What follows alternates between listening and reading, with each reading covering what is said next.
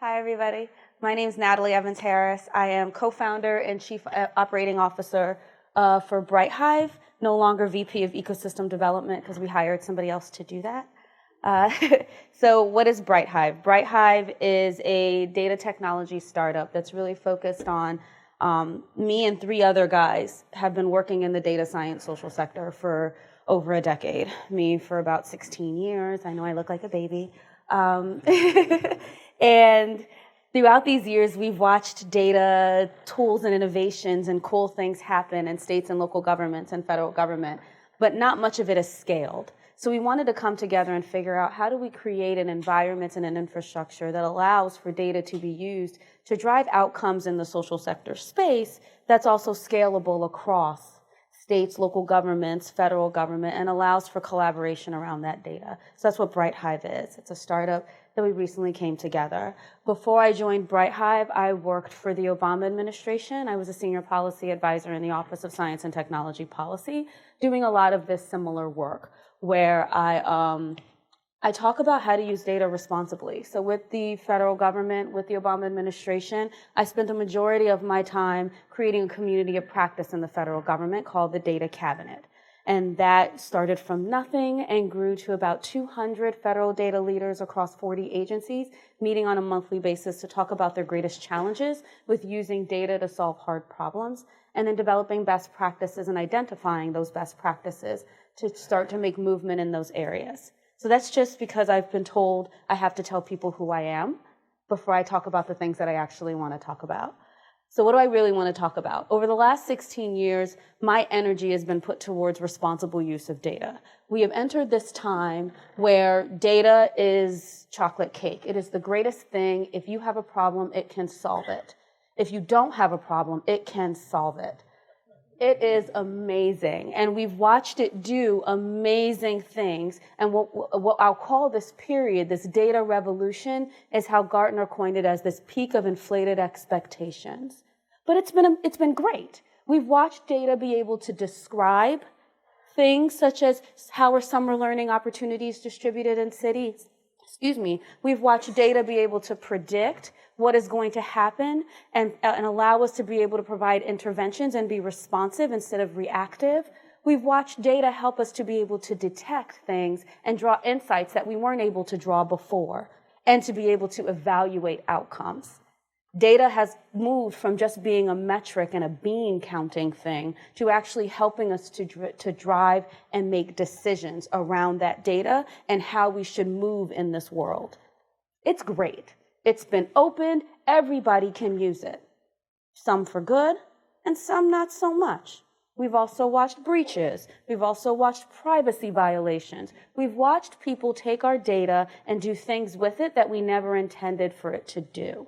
Not because we didn't care that it was going to happen, but because we wanted to see the goodness and didn't quite balance out all the badness. And then, by the way, the technology isn't keeping up with the amazing brilliance of the people figuring out how to do the badness. So all of these bad things are happening as well. And it's a number of reasons why those things are happening. Silos across verticals, as much as data can do, policies are really limiting how much data can come together. So we still have to pay for it to be siloed, and we have to do MOUs that take 6 months to put in place and are only good for a year and only good to share with the person sitting next to you. It's not really allowing for innovation. It's not the easiest thing to do to be able to use data. So we'll call this the Trough of Disillusionment. This is the time in your lives where you actually just wanted to quit. And you were just like, forget it. McDonald's is always hiring. I can always go build a cool app. We're not going to do this anymore.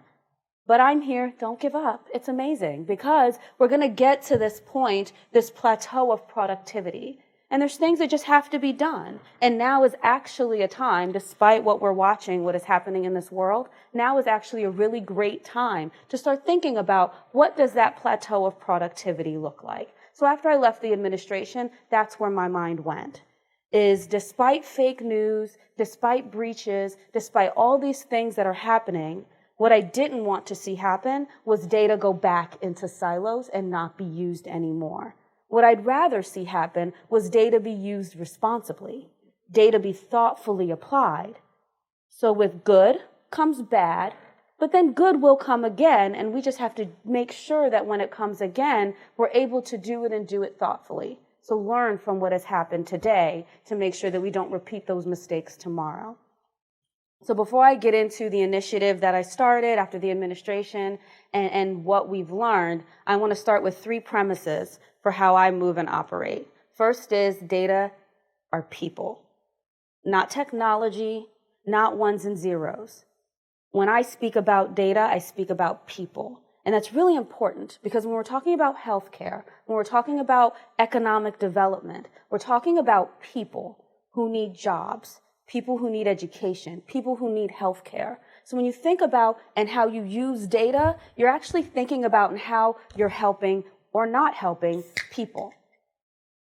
Because there's really, that line is blurred between your digital presence and your human presence these days. So, data, people. Trust is foundational. What we've learned, not going to name names, social media, but what we've learned is that no matter how many documents you put out there, no matter how many informed consents and policies you put out there, if the people don't like what you're doing, you are not ethical and they don't like you. It doesn't matter. Trust is foundational. And if they don't trust you, then they're not going to want you to use their data because they don't want you to use them. I don't want to let you in my house. Why do I want to let you use my data? Ethics is driven by culture.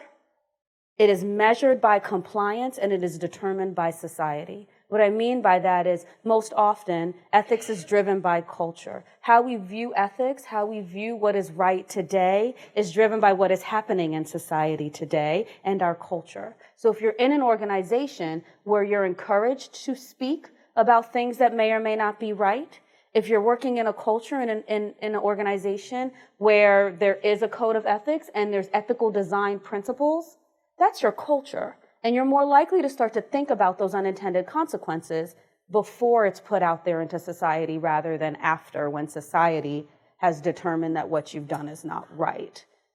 Measured by compliance. Often when we think about ethics, we think about the regulations, GDPR, the Privacy Act, all of those things. And we treat that as the ceiling. It is not, it's the floor. And we have to get to this point in society and in our work that we understand that compliance is just where you start. And then you got to build culture and you got to build society and social responsibility on top of that. So everything I say, that is where I come from. And I'm going to, I got 2 minutes. There we go. So what I did was I I have more? Okay, just throw something at me.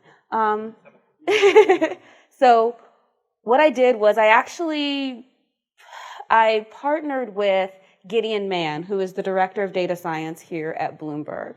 And then I brought in Jonathan Morgan, who founded Data for Democracy and New Knowledge. Came together with them and I said, we should start a grassroots effort to develop a data science code of ethics. The people who know best about what should be done ethically are the people who have to do it. So let's create a community of data science practitioners across all sectors and have them come together, do the literature reviews, and define and prioritize what responsible and ethical behavior looks like for them. So we did that. We started with asking them, surveying across Twitter and surveying across the community for Data for Democracy, about 2,000 data scientists. If you haven't been in their Slack channel and on their site, it's amazing, you should join. We asked them, what keeps you up at night? What worries you and scares you the most about using data in this time, in this day and age? And with all of the results, it broke down to 3 key areas: facilitating data sharing, ensuring compliance, and ascertaining the validity of results. And they were worried about that across 7 key areas when it came to defining codes of ethics: data ownership and provenance, responsible communications, privacy, security. I'm not going to read the slide. No surprise to anybody, but these were the areas that they were most concerned about. Broke out into working groups, started doing literature reviews. We took a community-first approach. So for me, it was about the practitioners deciding what they would take in, what they would push out. And so we had academics on the working groups. We had private sector folks, public sector folks. We had folks from name your top 10 university, folks from name your top 10 boot camps, folks who were just data practitioners because they were data scientists by what they called themselves. Anybody and everybody was allowed to participate and be a part of the working groups. So we had about 100 volunteers come together, and we met first. We announced the initiative actually on this stage last September at D4GX, and then we started working. And then in February of this year, we came together in San Francisco, and we announced the results of the working groups, did a whole big thing. It was a great event in White House. It's what I'm supposed to do. And we voted on what were your prioritized principles. And they came up with this. You can find these at datapractices.org as well. And I'm not going to read them all here. But I wanted to give you a sense that none of these principles are groundbreaking principles. They're feel-goods. These are the things that we want to be motivated by. And so that's a good start. It's a foundation. It's a place to say that as data practitioners and consumers, we aim to do these things, much like the Agile Manifesto. And a lot of it had to do with transparency and open communications and protecting privacy and security. And provenance was a really big one. How do you know when you've shared something, what they're going to do with it, and that you've documented it properly and it's going to be used responsibly? But what does this mean for you? Because creating the code of ethics isn't enough, because everybody has a code of ethics, right? There's 1,000 of them out there, and we don't know yet if one is better than 10, is better than 100. But what it means is it's a conversation starter, and that's what's happened in this community, is these conversations are now growing and blooming, and other efforts are happening as a result of it. As an individual, I just put up here just some of the questions and things you really want to think about as an individual and as an organization around what ethics means for you. Because I honestly and truly believe that our problems will not be solved from somebody from the top telling you have to be ethical. Our problems will begin to, I shouldn't call them problems, our challenges will begin to evolve and will begin to move when we get to the point where we understand what our individual ethos and ethics looks like.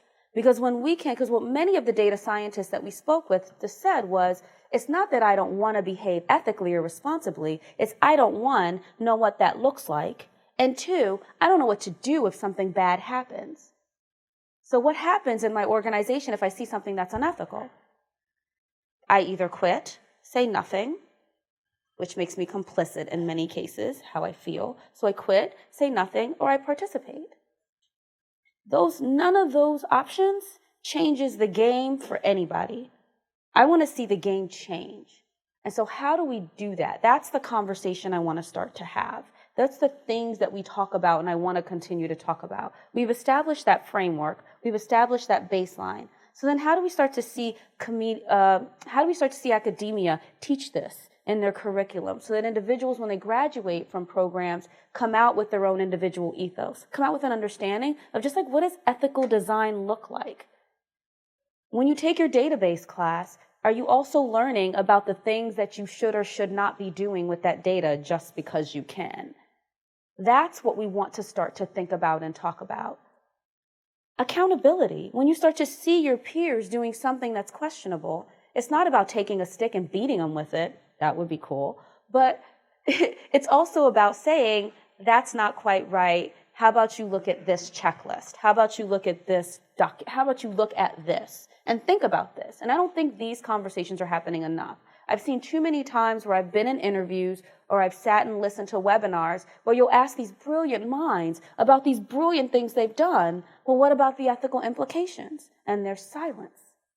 Because that hasn't been thought about, because the technology and the innovation is so important and so critical that you don't think about the other side and the implications of what you're doing. I equate it to, if people have read the Belmont report, I equate it to that watchtower.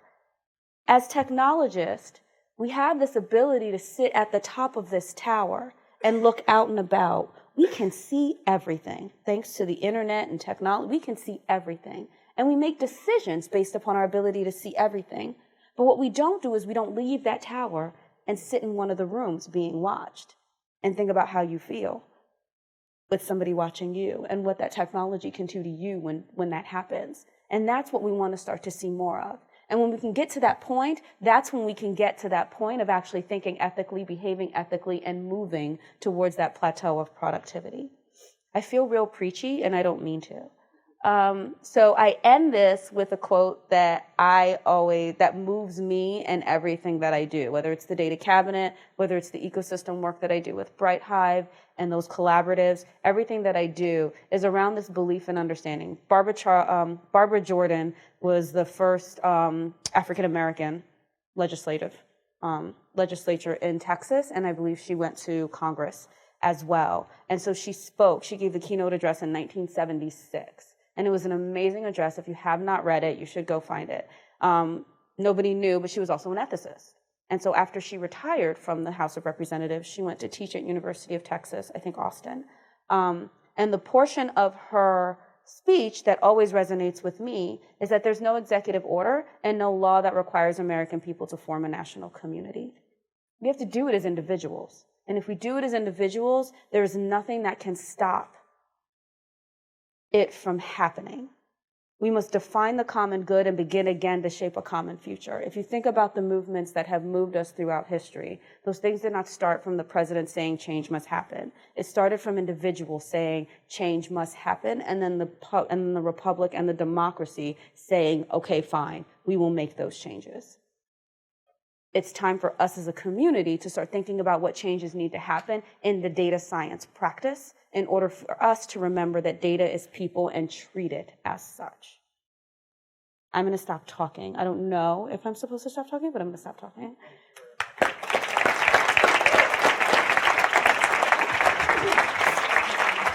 Oh, should I put this over here? That's good. Thank you. Terrific. Really appreciate it. So I guess the question, so this sounds like a grassroots, starting with data scientists. Do you guys also interact with the CEOs, right? There's always a tension if you're a data scientist, in particular, that you hold the keys to the castle in terms of what you actually do with data, but equally under massive pressure from the top of your organization that may or may not understand the specific trade-offs involved in what you do on a daily basis. Mm-hmm. So as part of the grassroots initiative, there were people at all levels that were a part of it. So yes, some of them were data scientists, but some were also from like Apple and heads of data science programs throughout organizations. So they came from all different levels and different experiences. What's been really interesting from this is that as a result of something like this happening, we've been approached by organizations that say, we want to develop our own code of ethics. Can you help us get started? Is this something we can use as a launching point to have those conversations? So when I talk about those three, I don't want to call them pillars, but those three lanes, social responsibility, culture, and compliance, that's what I say to CEOs when I speak to them. As I say, as your organization, you need to look at those three areas and where your organization sits in those three areas. Are there companies, actually, to this point, that have developed code of ethics and that are thought leaders in that area? It's a lot of startups that are doing a lot. BrightHive, I mean, I'll toot my own horn and say that we took the principles and we actually looked at which of the principles can be adopted into our technology, which of the principles can be adopted into our what we call our services lane. So the way that we bring people together and develop our data use agreements and our data share and our data trust agreements and things like that. And then where does it fit in our manifestos and our business culture?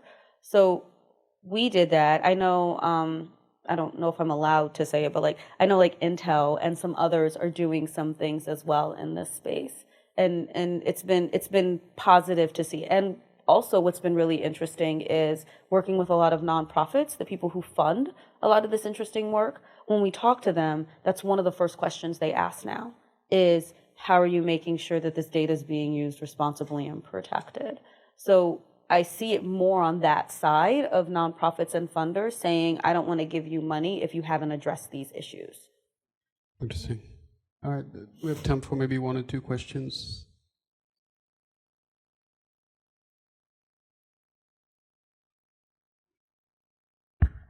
I liked your talk and also the reference to education because I work in education. So I do teach engineering courses and we have a course on ethics. But I also think that, how about the other students? Usually ethics is taught in philosophy, course in ethics in philosophy. My university does not have a philosophy department. Many of the mid-tier universities don't have courses that students are required to take in these areas. Yet we are churning out people who are good in technology because that's what the employers want. I haven't heard of a single interview question that deals with ethics. So that's How are we going to change that? Yeah, so I have two responses to that because you hit some nails on the head. One is one of the things that came out often during the event in February was what is an easy thing to do. And one of the things somebody said was, and this was somebody I think from Microsoft, said, well, we can just add my interview questions to examine somebody's ethical behavior. Well, then we went down the path of, well, how do you ask somebody about their ethics? What does that look like as an interview question? So I think it's right. I don't know that we've defined ethics enough to be able to do that. In terms of academic community, there's two things I would like to see. I agree that philosophy and those from a theoretical standpoint are really important. But I think that there's just some really practical things that we could be teaching in every course. Like I always ask when I speak to directors and teachers and professors, I ask, well, where in your syllabus, where in your rubric are you incorporating ethical questions and questions around what should be done versus what can be done? And I think that can be done in any existing course today. And when you think about your capstones and your final projects, are you requiring them to create their own ethical matrix? Somebody who's writing a lot about this is Kathy O'Neill.